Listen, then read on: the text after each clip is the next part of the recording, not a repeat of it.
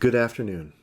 My name is Kurt Burmeister, and my co-authors and I would like to take this opportunity to tell you a little bit about the rather incredible series of events that took place during the spring and summer of 2021 in response to the COVID-19 pandemic, and to share some of the things that made this perhaps one of the most rewarding experiences of all of our careers. However, before we get into the details, I just wanted to take a second to underscore the fact that this was truly a community-based effort, and that the incredible successes that grew out of it are entirely the result of a lot of hard work by a surprisingly large number of folks. This project was supported by a truly rapid award from the National Science Foundation. Indeed, with the expert advice and support of Program Director Steve Harlan, we were able to turn our project from an idea into a funded proposal in a matter of weeks. This turnaround really helped place us in a position to hit the ground running and start to make a difference even before the end of the spring semester. Then, during the course of the coming months, we were fortunate enough to have opportunities to work with more than 350 educators from around the world to quickly generate the tools, strategies, and resources to support the unparalleled shift from traditional face-to-face field camp capstone experiences to effective online digital alternatives for summer 2021. The list of names on this slide includes all of those who took active roles in the Learning Outcomes Development Workshop as workgroup leaders, activity developers, and activity reviewers. We are truly indebted to these wonderful folks and deeply appreciative of all of their efforts. In early March, we quickly realized that the global pandemic was going to have an immediate impact on the upcoming summer field season, as all classes were switching to online or virtual. This caused a number of us to get together to have a discussion to see how big the problem really was across all universities. We then realized at that time that this was a community problem that needed a community effort. There was really no one individual way of addressing this, of moving field learning to a virtual format. But we also realized that there were benefits beyond this COVID response, that there was an accessibility issue here too that we could address by moving field work to remote and hybrid methods. So we had our initial webinar, and on March 23rd, it was hosted by myself in Basel, coordinated by Doug Walker at the University of Kansas. The turnout was incredible. It brought over 160 field geologists from around the world for this discussion. That answered our first question, was one, is this worth pursuing? Having that many people come together at a moment's notice gave us that answer. During the webinar, we asked the questions, and we took a survey of the number of people that were there, how many people were postponing their in-person field courses, or how many people were actually canceling them, versus how many people were interested or planning to move their instruction online and going virtual. As you can imagine, there was lots of uncertainty about how to go about doing this, and most people were looking for options to transition their instruction virtually to support their students in their summer field season. We decided that the next step in the process ought to be to develop a framework in which new virtual materials could be developed and linked to various learning outcomes for summer capstone experiences. We designed a one-day learning outcomes workshop that we conducted on April 11th, and it included approximately 30 participants from the US and Canada. The goals were to develop a set of community consensus-derived learning outcomes for capstone experiences that could be applied to both field and digital type capstones. We also set out to create a series of tags to group the outcomes and activities and make them more easily searchable. From then, the goal was to use the outcomes to inform the development and organization of a web clearinghouse for virtual activities. The outcomes workshop was held virtually through Zoom, and it included four-year institutions, master's and PhD granting institutions, as well as institutions in rural settings and urban settings, with the ultimate goal of trying to have diverse representation and contributions to the learning outcomes. This is the set of 9 outcomes that the workshop came up with at the end of the day, and you'll notice that they are very closely tied to the elements of field standard capstone courses that students typically engage in, although the language has changed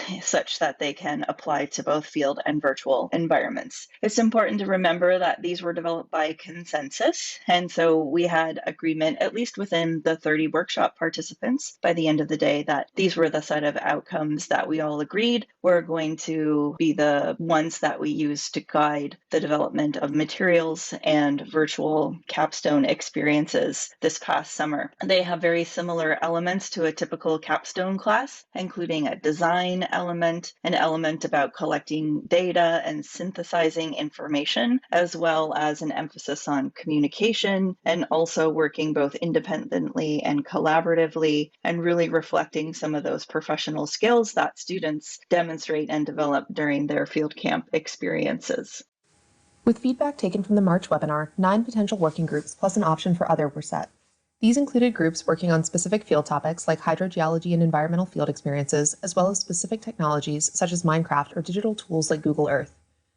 An interest form was sent to the field camp listserv so that people could select which groups they were most interested in and whether or not they would be willing to lead a working group.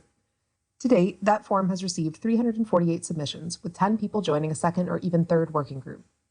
We sorted people into groups based on their preferences, balancing those with the number of people in each group. Leaders were selected based on their own stated interest in serving and their working group interests. Amazingly, very few people requested to be moved to a different group, supporting the idea that everyone was willing to work where needed to ensure this community effort was successful. We updated the working group membership list roughly every 2 days, emailed it to the working group leaders so they could welcome new members, and updated the working group website so members could more easily interact with one another. Weekly large meetings allowed groups to share out what they were working on. For more just-in-time communication, a master Google Sheet with a list of activities was shared with all group members and leaders. Here, individuals could post a brief description of the module they were working on, digital tools used, and which of the learning outcomes the module was designed to target. On the same spreadsheet, individuals could sign up to informally review the module prior to its completion. Individuals and groups were working on activities in the working groups that could be used in teaching virtual field camps. And they shared these activities in their working groups and got feedback, and also presented examples or works in progress at the weekly webinars. Eventually, they uploaded these to the Teaching with Online Field Experiences website with all the materials needed for others to teach it. So you can see the headings there that are part of describing a teaching activity. In general, it includes alignment with the capstone field experience learning outcomes and the technology needs, and all of the materials that anyone would need to teach with this same activity. Those activities underwent the cutting edge review process, and we added a few questions to that. There are 5 categories of questions in the activity review process. You can see there: scientific accuracy, alignment, pedagogical effectiveness, robustness, and the completeness of the activity description. Within those categories, we added a few questions that were specific to the online field experiences, including inclusion and the kinds of technology that were needed for the activity. And then they were reviewed by 2 reviewers, and those reviews were combined by an editor for review. And based on the reviews, they were rated as exemplary, reviewed, or activity ideas.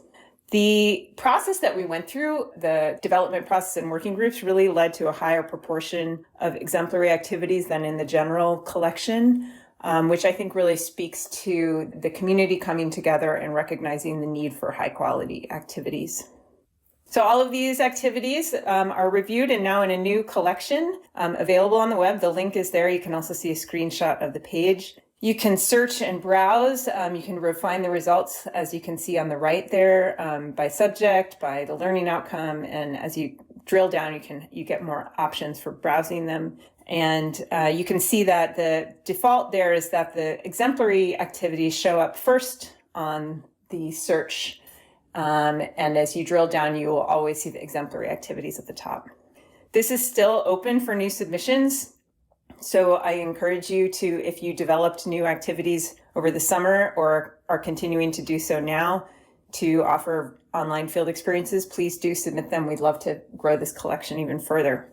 And there are several of the activities in the collection are highlighted in talks and posters in this session, and I encourage you to take a look at those as well.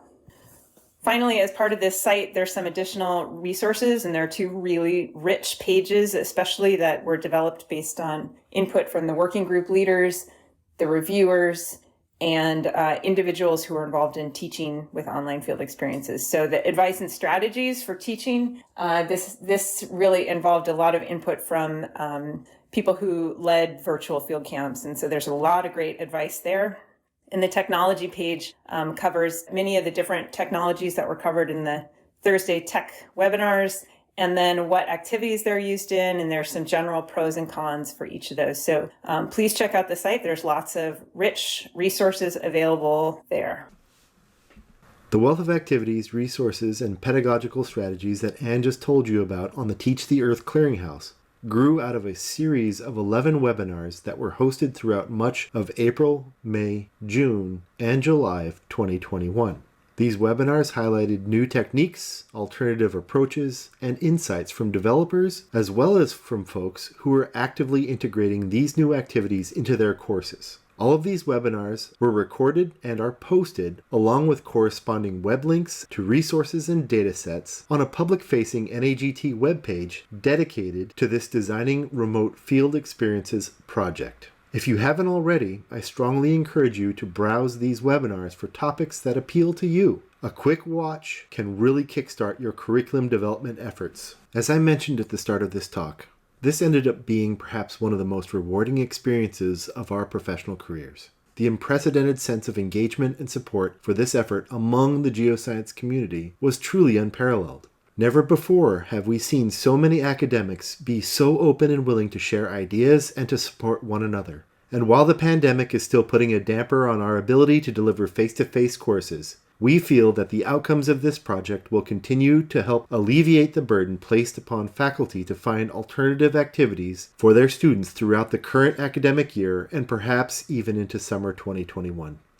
Looking even further into the future, we believe that this effort provided the activation energy that the geoscience community needed to make some truly amazing advances in developing learning materials capable of meeting the needs of a much wider range of geoscience students than ever before. Indeed, the impressive range of new activities and resources now available on Teach the Earth will do much to help knock down barriers to inclusivity, diversity, and accessibility.